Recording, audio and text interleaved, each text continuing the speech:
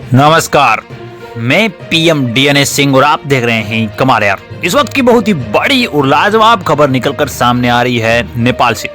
जहाँ दोस्तों हम बात करने वाले हैं नेपाल में यहाँ पे यूरेनियम की आशंका और उसको लेकर कितने देश यहाँ पे नेपाल की तरफ रुख कर रहे हैं और जो बड़ी बड़ी कंट्रीज हैं जिसे हम कहते हैं कि पावर हैं यहाँ पे पृथ्वी की, उन कंट्रियों की रुख अब नेपाल की तरफ हो रहा है, जिससे कि नेपाल को कितना बड़ा फायदा हो सकता है ये बातें भी हम करने वाले हैं। और इसके साथ साथ कहां कहां किन किन स्थानों पर ये चीजें निकलने की आशंकाएं जताई जा रही हैं वो भी बात करने वाले हैं। तो वीडियो के अंत तक बने रहिए और अगर आप चैनल पे नए हों तो चैनल को सब्सक्राइब करके बेल आइकन दबा लीजिए ताकि आपको अगला अपडेट भी सबसे पहले मिल सके। चलिए वीडियो को शुरू करते हैं।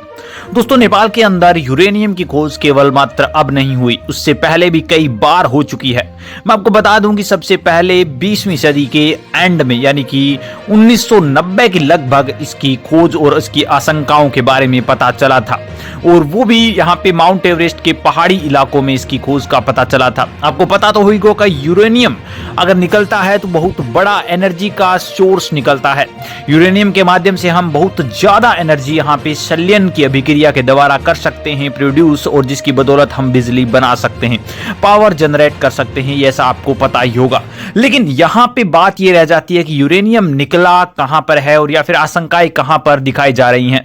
वैज्ञानिकों को नेपाल के अंदर यूरेनियम का बड़ा भंडार मिला है। हाल ही में सर्वेक्षण में कहा गया है कि चीन की सीमा से सटे नेपाल के आसपास मैग्नेस्ट क्षेत्र में यूरेनियम का बड़ा भंडार हो सकता है, ऐसी आशंकाएं हैं। और खान और भूविज्ञान वैज्ञानिकों ने टीम द्वारा यहाँ पे दूरस्थ हिमालयी क्षेत्र ग्राउंड में रेडियो मैट्रिक सर्वेक्षण किया गया है, जिसके अंदर सर्वेक्षण में कहा गया है कि चीन की सीमा से सटा जो नेपाल है उसके अंदर यूरेनियम का बड़ा भंडार हो सकता है। और इसी यहाँ पे बड़े भंडार ने कई तरह के यहाँ पे रास्ते खोल दिए हैं। मैं आपको बता दूं कि ये पहला नहीं है, इससे पूर्व भी यहाँ पे देश भर में 25 ऐसे स्थानों को नोट किया गया है जहां पर यूरेनियम का पता चला है, लेकिन उनमें से केवल 3 ही रेडियोधर्मी एशक की काफी बड़ी मात्रा निकाल सकते हैं, ऐसी अनुमान लगाए जा रहे हैं। आस पर मैस्टेंग में एक और बड़े भंडार की खोज के बावजूद यहाँ पे महंगे एशक को आसानी से निकालना संभव नहीं है।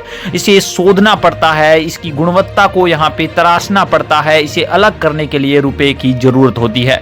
यहाँ पे क्षेत्र में पाए जाने वाले यूरेनियम की गुणवत्ता और शोध के लिए नेपाल के पास आवश्यक बुनियादी ढांचा नहीं है, लेकिन यह ढांचा बनाने के लिए बहुत से देश यहाँ पे आतुर हैं और आना चाहते हैं। एशक निकालने के लिए बड़ी मात्रा में धन की भी आवश्यकता होती है, और मैं कहूंगा कि इस धन की आवश्यकता यहाँ पे पूरी करने के लिए हर कोई रुख कर रहा है, चाहे वो रशिया हो, चाहे वो यहाँ पे अमेरिका हो, और सबसे पहले यहाँ पे भारत ने भी इसके ऊपर अपनी जो है वो मत दिया है और कहा है कि हम भी निकालने के लिए तैयार हैं।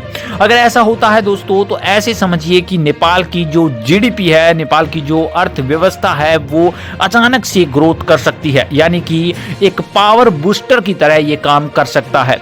अगर बड़े बड़े देश जैसे कि चीन भी हाल ही में इस क्षेत्र में रुख दिखा रहा है, और अमेरिका ने, मैं आपको पहले ही बता दिया कि इस क्षेत्र में कह रहा है कि हम भी इस पर इन्वेस्ट कर सकते हैं, या फिर रशिया की बात करें तो ये इतनी बड़ी बड़ी पावर अगर नेपाल की तरफ रुख कर रही है तो आप जाहिर सी बात है कि यहाँ पे काफी बड़ा यहाँ जो सोर्स है वो यूरेनियम का निकल सकता है। और आज के टाइम में यूरेनियम अगर निकलता है तो ये एनर्जी के लिए सबसे बड़ा और उत्तम हम कह सकते हैं कि सोर्स है, क्योंकि अगर हम बात करें दोस्तों संलयन की अभिक्रिया से या फिर हम कहेंगे हाइड्रोजन से एनर्जी बनाना, तो वो पॉसिबल तो है, लेकिन बहुत ज्यादा यहाँ पे मेहनत करनी पड़ती है उसमें।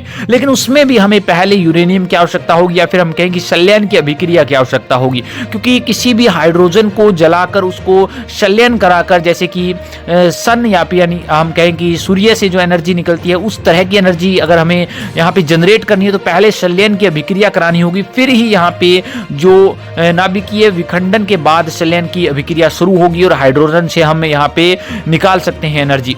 तो वो पॉसिबल नहीं है। लेकिन यहाँ पे अगर बात करें दोस्तों, ये जो यूरेनियम है उसके द्वारा एनर्जी जनरेट करना, तो वो भी बहुत ज्यादा मात्रा में एनर्जी यहाँ पे लगभग निकल सकती है। और मैं आपको बता दूं कि अगर उच्च कोटि का यहाँ पे यूरेनियम निकलता है तो उसकी 1 किलो की लगभग 8300 रुपए, यानी कि इंडियन रुपीज की बात कर रहा हूं। और अगर बात करूं नेपाली रुपीज की, तो आप सोच सकते हैं 12 से 13 हजार रुपए 1 किलो यूरेनियम की कीमत होगी। तो आप सोच सकते हैं कि किस तरह से जीडीपी में बूस्टर पॉइंट लग सकता है, हम कहेंगे किस तरह से जीडीपी अचानक से बढ़ सकती है। और इतने बड़े बड़े देश जो कि पावर रखते हैं अपने पास, वो अगर नेपाल की तरफ रुख कर सकते हैं, तो हम कह सकते हैं कि नेपाल के लिए कितना बड़ा फायदा ये हो सकता है, जो कि वास्तव में देखने में लग रहा है। हालांकि यूरेनियम की गुणवत्ता का पता अभी तक नहीं लगा है नेपाल के अंदर। प्रारंभिक सोच से पता चला है कि 10 किलोमीटर लंबी और 3 किलोमीटर चौड़ी एक पट्टी जमा है जिसके अंदर ये यूरेनियम निकल सकता है। लेकिन अभी तक निकालने की जो सोर्सेज हैं वो यहाँ पे नेपाल भी नहीं कहा है, किसी को मंजूरी नहीं दी है। लेकिन जैसे ही अगर मंजूरी दे देता है तो कहीं ना कहीं नेपाल को बहुत बड़ा फायदा हो सकता है। दोस्तों इसके बारे में आपकी क्या ख्याल है, अपने विचार कमेंट सेक्शन में जरूर लिखिए। चलिए आज के लिए इतना रखते हैं, नया अपडेट मिलता है फिर आपके सामने हाजिर हूं। तो वीडियो को लाइक कीजिए, शेयर कीजिए और अगर आप चैनल पे नए हो चैनल को सब्सक्राइब करके बेल आइकन दबा लीजिए ताकि आपको अपडेट भी सबसे पहले मिल सके।